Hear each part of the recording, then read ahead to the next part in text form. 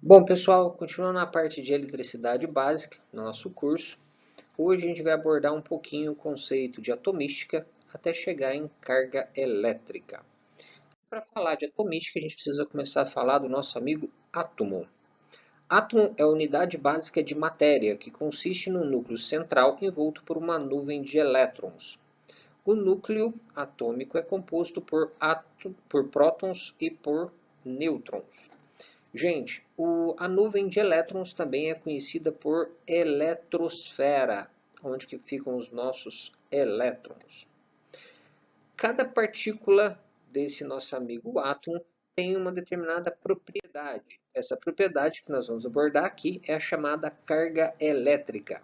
A carga elétrica é uma propriedade que está intimamente associada às partículas elementares que formam o átomo, prótons, nêutrons e os elétrons, onde que os prótons eles vão estar assumindo uma carga elétrica positiva e os nossos amigos elétrons uma carga elétrica negativa. Bom, os nêutrons, pessoal, como o próprio nome fala, ele assume uma carga elétrica neutra, ou seja, nós não podemos avaliar ele nem como sendo positivo, nem como sendo negativo. Ele apenas é uma carga neutra, certinho?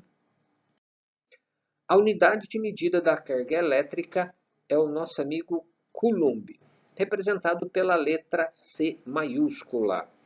A carga elétrica elementar, ou seja, de apenas uma única partícula, E, tem o valor de 1,6 vezes 10 a menos 19 coulombs, sendo que eu tenho 1,6 vezes 10 a menos 19 coulombs positivo para o próton e menos 1,6 vezes 10 a menos 19 coulombs para o elétron. Gente, menos para o elétron e mais para o nosso amigo próton. Continuando. A quantidade total de carga elétrica que nós temos, gente, pode ser calculada usando a seguinte fórmula, que é a quantidade total de carga, é igual ao número total de cargas vezes a nossa carga elementar, que é igual a 1,6 vezes 10 a menos 19 coulombs. Lembrando que se for elétrons, esse número aqui fica negativo, se for prótons, esse número aqui fica positivo. Vamos fazer um exemplozinho aqui para a gente poder fazer aqui uma aplicação prática dessa formulazinha. Se tivermos 15 elétrons, a carga elétrica total destes será Q igual a N vezes E, sendo E 1,6 vezes 10 a menos 19 coulombs. Lembrando, nós estamos falando de elétrons. Se são elétrons, então vai aparecer na nossa equação aqui um sinal negativo para essa carga elementar. Fazendo aqui, então, nós temos Q igual a 15, que é o número de elétrons, que multiplica, abre parênteses, menos 1,6 vezes 10 a menos 19 coulombs. Isso vai ser igual a 1,6 vezes 15 dá 24. Menos vezes mais continua menos. Então, vai dar ao todo menos 24 vezes 10 a menos 19 coulombs. Certinho, pessoal?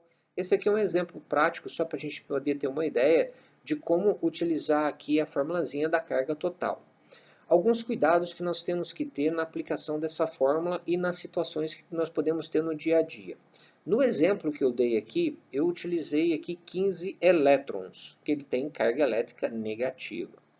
Mas nós podemos ter um acúmulo de prótons. Isso significa que nós podemos também ter um acúmulo de cargas positivas. A fórmula é a mesma, tá, gente? Mas nós temos que tomar um cuidado. Se eu estiver avaliando os elétrons, eles têm carga elétrica negativa, então vai aparecer um sinalzinho de menos na carga elementar. Se eu estiver fazendo um cálculo e eu tiver um acúmulo de prótons, eu vou ter um sinal positivo. Então, o resultado, a nossa partícula elementar, ela tem um sinal positivo, ou seja, 1,6 vezes 10 a menos 19 coulombs.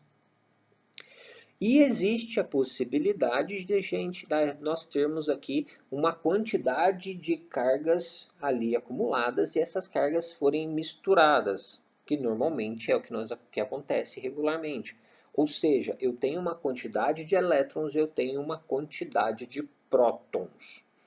Bom, gente, todo átomo na condição normal ou natural, ele tem uma mesma quantidade de elétrons e uma mesma quantidade de prótons. Isso significa que ele tem uma quantidade de cargas negativa igual à quantidade de cargas positivas. Se eu tenho uma quantidade igual, gente, a carga negativa vai anulando a carga positiva, ou seja, o átomo vai ter uma carga elétrica resultante neutra, ou seja, ele tem mesma quantidade de nêutrons e mesma quantidade de prótons. E a mesma quantidade de elétrons. Certinho, gente? Então, um cuidado especial. Se eu tiver quantidade de elétrons e uma quantidade de prótons sendo utilizada no cálculo, vocês precisam depois, no final das contas, fazer a parte de balanceamento. O que significa isso? Calcular a quantidade de cargas negativas com os elétrons, calcular a quantidade de cargas positivas com os prótons e somar cargas negativas mais as cargas positivas. Aquela que tiver maior quantidade que vai determinar o resultado da operação, sendo positiva se tiver mais prótons, negativa se tiver mais elétrons. Certinho, pessoal? Qualquer dúvida, não esqueçam de mandar aí para mim. Mandem pelo WhatsApp, ou pelo YouTube, ou por qualquer ferramenta digital, que a gente vai poder tirar essas dúvidas o mais rápido possível. Eu vou estar passando agora uma outra lista de alguns exercícios para a gente estar fazendo para poder fazer a fixação desse conteúdo. Certinho, pessoal? Até mais!